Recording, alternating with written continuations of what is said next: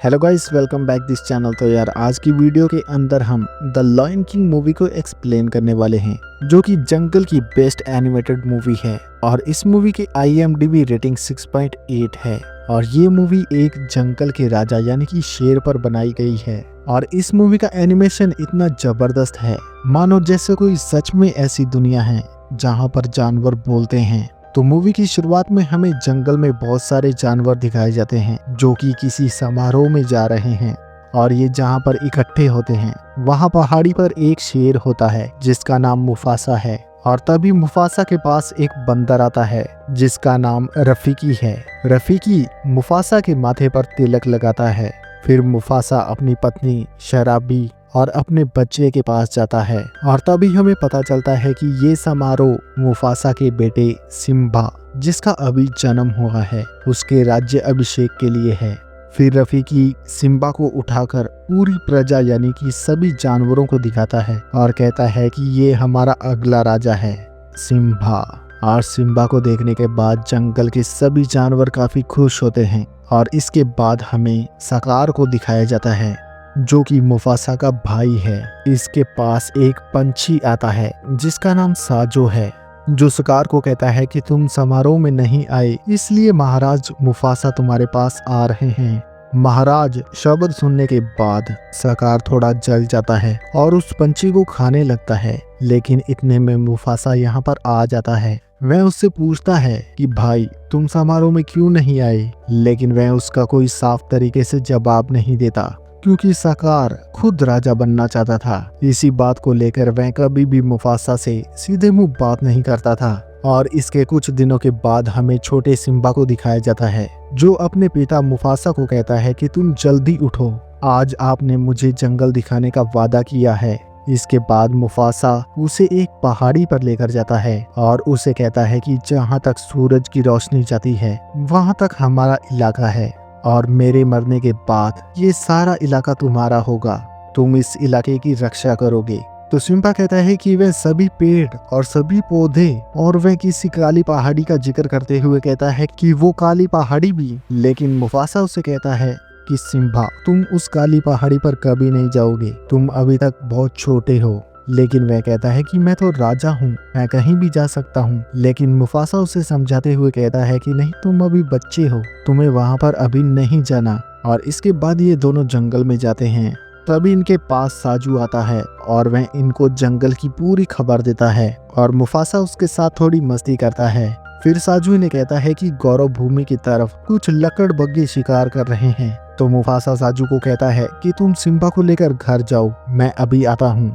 लेकिन सिम्बा उसके साथ जाने की जिद करता है, लेकिन साजू उसे मना करता है कि तुम वापस घर चलो। और फिर सिम्बा जब घर वापस आ रहा होता है तो वह एक कीड़े से खेलता हुआ अपने चाचा सकार के पास चला जाता है, जहाँ सकार उसे कहता है कि तुम घर जाओ छोटे बच्चे, तुम्हें कोई खा जाएगा। तो सिम्बा कहता है कि मैं छोटा बच्चा नहीं, मैं यहाँ का होने वाला राजा हूँ। आज मेरे पापा ने मुझे पूरी गौरव भूमि दिखाई है और मैं इस गौरव भूमि का राजा बनने वाला हूँ। और ये बात सुनने के बाद सकार चिढ़ जाता है और सिम्बा को कहता है कि क्या तुम्हारे पापा ने तुम्हें काली घाटी दिखाई है। तो सिम्बा कहता है कि नहीं, मुझे वहां जाने से मना किया है। तो सकार इस छोटे बच्चे को बहलाते हुए कहता है कि वह हाथियों का कब्रिस्तान है जहां पर काफी दलदल है और सभी बड़े वहां पर जाते हैं, लेकिन छोटे बच्चे नहीं जाते और तुम अभी बहुत छोटे हो, वहां भूलकर भी मत जाना। और इसी तरह से सकार सिम्बा को उकसाता है कि वह वहां पर जाए और भेड़िए उसे मार दें। और सिम्बा जब यहाँ से जा रहा होता है तो सकार उसे कहता है कि यह हमारी बातें किसी को मत बताना। और इसके बाद में सिम्बा अपनी माँ के पास जाता है। वहाँ पर सिम्बा जितनी छोटी एक शेरनी नाला होती है, वह नाला को कहता है कि हम नदी तक घूम कर आते हैं। तो सिम्बा की माँ उसे रोकती है, पर वह कहता है कि हम नदी तक जाएंगे, इसके आगे नहीं जाएंगे। तो सिम्बा की माँ उनके साथ साजू को भेज देती है। फिर नाला सिम्बा को कहती है कि हम कहाँ जा रहे हैं। तो सिम्बा बताता है कि हम हाथियों के कब्रिस्तान जा रहे हैं। तो नाला उससे मना करती है कि हम इतनी दूर नहीं जा सकते, लेकिन सिम्बा उसे मना लेता है कि हम थोड़ी देर में आ जाएंगे। और इसके बाद में वह काफी सारे जानवरों के बीच में ओझल होकर साजू की नजर से दूर हो जाते हैं और काली घाटी की तरफ चले जाते हैं। नाला सिम्बा को बार बार मना कर रही थी कि हमें वापस जाना चाहिए, लेकिन सिम्बा वापस जाने से मना करता है और वह दोनों आपस में मस्ती भरी फाइट भी करते हैं, जिससे नाला सिम्बा को हरा देती है। और ऐसा करते करते वह काली घाटी तक पहुंच जाते हैं और वह देखते हैं कि यहाँ पर काफी कंकाल और उबलता हुआ लावा है। नाला सिम्बा को बार बार कहती है कि हमें वापस चलना चाहिए, लेकिन सिम्बा चाहता था कि मुझे अब कोई बच्चा ना कहे और वह आगे बढ़ता रहता है। तभी हम देखते हैं कि यहाँ पर काफी लकड़बग्गे इन्हें आकर घेर लेते हैं और वहीं गुफा से बाहर लकड़बग्गों की सरदारनी सेंची भी यहाँ पर आती है और वह इन्हें खाने के लिए आगे बढ़ती है। तभी यहाँ पर साजू आ जाता है और उसे रोकता है और कहता है कि ये मुफासा का बेटा है, अगर तुमने इससे कुछ किया तो मुफासा यहाँ पर लाशों के ढेर लगा देगा।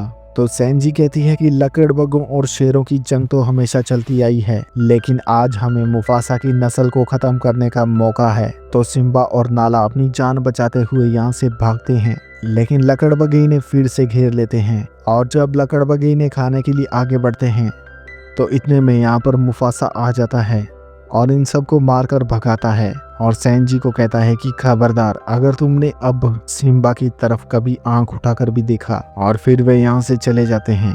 इसके बाद मुफासा साजो को कहता है कि तुम नाला को लेकर घर जाओ और सिम्बा को कहता है कि तुमने मेरी बात नहीं मानी। तो सिम्बा कहता है कि मैं दिखाना चाहता था कि मैं आप ही की तरह बहादुर हूँ, मैं किसी से नहीं डरता। लेकिन मुफासा कहता है कि मैं आज डरा था क्योंकि तुमने आज जंगल का पूरा भविष्य खतरे में डाल दिया। तुम्हारी वहां जान भी जा सकती थी और तुमने अपने साथ नाला को भी खतरे में डाला है। तो सिम्बा कहता है कि तुम तो राजा हो, क्या तुम्हें भी डर लगता है? तो मुफासा कहता है कि हाँ, मैं आज डरा था तुम्हारे लिए। लेकिन सिम्बा हंसते हुए कहता है कि आपसे ज्यादा तो वह लकड़बग्गे डरे थे। तो मुफासा कहता है कि हाँ, क्योंकि मैं सबका बाप जो हूँ। और सिम्बा मुफासा को ये भी कहता है कि क्या हम हमेशा साथ रहेंगे? तो मुफासा उसे बताता है कि उन तारों की तरफ देखो, उनमें हमारे पूर्वज हैं जो हमेशा हमारे साथ रहते हैं। वह हमेशा हमें सही रास्ता दिखाते हैं, क्योंकि मुफासा को पता था कि मैं हमेशा सिम्बा के साथ नहीं रह सकता, कभी न कभी मेरी भी मृत्यु होगी। इसके बाद हमें काली घाटी दिखाई जाती है, जहाँ पर उन लकड़बग्गों से मिलने के लिए सकार जाता है और उनसे कहता है कि मैंने तुम्हारे पास 2 शिकार भेजे थे, लेकिन तुम उनका कुछ नहीं कर पाए। तो उनमें से एक लकड़बग्गा कहता है कि अब हम क्या करें, तुम्हें खा जाए क्या? तो सकार उन्हें कहता है कि जब मेरा राज आएगा तो तुम पर कोई पाबंदी नहीं होगी, जैसे कि अब मुफासा के राज में है। दरअसल मुफासा ने जंगल में कुछ रूल बनाए थे कि तुम जंगल में जी भरकर शिकार नहीं कर सकते, लेकिन सकार उनके साथ डील करता है कि अगर तुमने मुझे राजा बनने में मेरी मदद की तो बदले में मैं तुम्हें जंगल में मनचाहा शिकार करने दूंगा। सकार लकड़बग्गों को मुफासा को मारने के लिए राजी करता है और अगले दिन सकार प्लान के मुताबिक सिम्बा को अपने साथ गहरी घाटी में ले जाता है और उसे अकेला छोड़ देता है। इतने में लकड़बग्गे जंगली भैंसों को डराकर उस घाटी में छोड़ देते हैं और अब ये जंगली भैंसें सिम्बा की तरफ आ रही होती हैं। सिम्बा अपनी जान बचाने के लिए यहाँ से भागता है और वहीं दूसरी तरफ सकार मुफासा को बताता है कि घाटी में जंगली भैंसों की भगदड़ मची है और सिम्बा वहां पर है। तो मुफासा सिम्बा की जान बचाने के लिए घाटी की तरफ भागता है और साजो भी उसके साथ होता है। सिम्बा अपनी जान बचाने के लिए एक लकड़ी पे चढ़ जाता है और वहीं मुफासा सिम्बा को बचाने के लिए घाटी में उतरता है और वहीं सकार साजो को मदद बुलाने के लिए भेज देता है। मुफासा सिम्बा को घाटी से निकालकर सेफ जगह पर छोड़ता है, लेकिन खुद उन जंगली भैंसों की भीड़ के हथे चढ़ जाता है। इसके बाद सिम्बा घाटी के ऊपर की तरफ आगे बढ़ता है और दूसरी तरफ मुफासा भी अब भैंसों से बाहर निकल चुका था और वह घाटी पर चढ़ना शुरू कर देता है और वह काफी ऊपर जाने के बाद सकार से मदद मांगता है, लेकिन सकार उसे पंजा मारकर नीचे गिरा देता है। और तभी सिम्बा मुफासा को नीचे गिरते हुए देखता है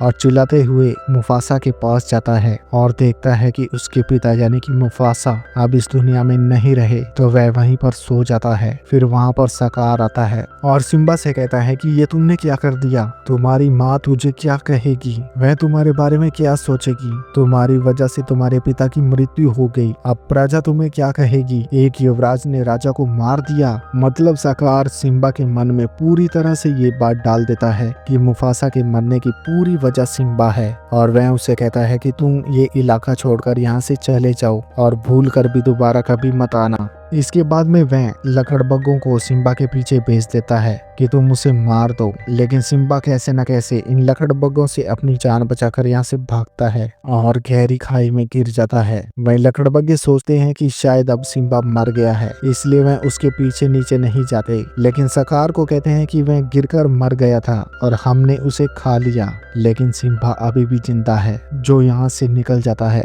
और दूसरी तरफ हमें सकार को दिखाया जाता है जो कि मुफासा की पत्नी और बाकी शेरनियों को कहता है कि मुफासा और सिम्बा अब नहीं रहे, अब मैं यहाँ का राजा हूँ, लेकिन मैं अकेला इस राज्य को नहीं संभाल पाऊंगा, इसलिए मैंने मदद के लिए लकड़बग्गों को बुलाया है। तभी सभी लकड़बग्गे यहाँ पर पहुँच जाते हैं, जिससे कि शेरनियाँ काफी डर जाती हैं। और दूसरी तरफ सिम्बा काफी लंबा रास्ता तय करने के बाद बेहोश होकर गिर जाता है, तो गिर्द उसे मरा हुआ समझकर खाने लगते हैं। लेकिन तभी एंट्री होती है सबसे फनी कैरेक्टर पुम्बा और टिमोन की, जो सिम्बा को देखकर पहले तो काफी डर जाते हैं, लेकिन बाद में ये सोचते हैं कि हम इसे अपनी टीम में शामिल कर लेते हैं, क्योंकि ये शेर है, ये हमारे काम आएगा, क्योंकि ये जब बड़ा हो जाएगा तो सभी इससे डरेंगे और पूरे जंगल पर हमारा राज होगा। लेकिन वह देखते हैं कि सिम्बा काफी उदास था। ये दोनों उसे उदास देखने के बाद उसे कहते हैं कि कल को तुम भूल जाओ और तुम आने वाले फ्यूचर की तरफ देखो, और वह उसकी टेंशन दूर करने के लिए एक मंत्र देते हैं, हकूना मटाटा। तो सिम्बा उनकी टीम को ज्वाइन कर लेता है और वह खाने में सिर्फ कीड़े खाता है,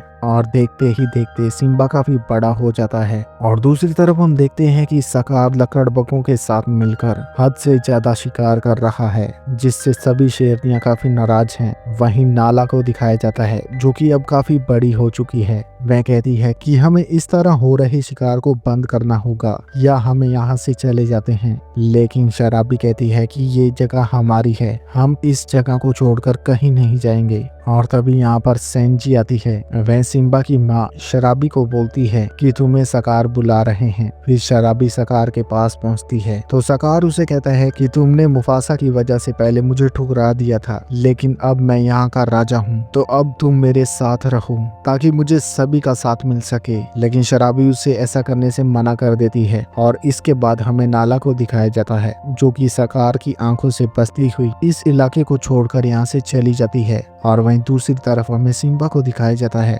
जहां पर पुम्बा और टिमोन तारों को लेकर सिम्बा को कुछ ऐसा बोल देते हैं कि सिम्बा को अपने पापा यानी कि मुफासा की याद आ जाती है। तभी उसके सर से कुछ बाल टूटकर उड़ने लगते हैं और वह बाल काफी लंबा रास्ता तय करने के बाद उस बंदर यानी रफीकी के पास पहुंच जाते हैं। तो रफीकी समझ जाता है कि सिम्बा अभी भी जिंदा है। और फिर हमें टिमोन और पुम्बा को दिखाया जाता है जो कि हंसी हंसी जंगल में जा रहे होते हैं और अचानक उनके ऊपर एक शेरनी हमला कर देती है। तो सिम्बा पुम्बा को बचाने के लिए आता है और उस शेरनी से फाइट करता है। और फाइट के दौरान उसे पता चलता है कि ये तो नाला है, क्योंकि ये दोनों बचपन में ऐसी फाइट किया करते थे। ये दोनों एक दूसरे को मिलकर काफी खुश होते हैं। नाला सिम्बा को कहती है कि हम सबको लगा कि तुम मर चुके हो, पर सिम्बा नाला को कहता है कि तुम यहाँ पर रुको, ये जगह काफी अच्छी है। लेकिन नाला कहती है कि हमें वापस जाना होगा क्योंकि सकार ने लकड़बग्गों के साथ मिलकर पूरे जंगल पर कब्जा कर लिया है और अब तुम्हें वापस आना ही होगा क्योंकि तुम हमारे राजा हो।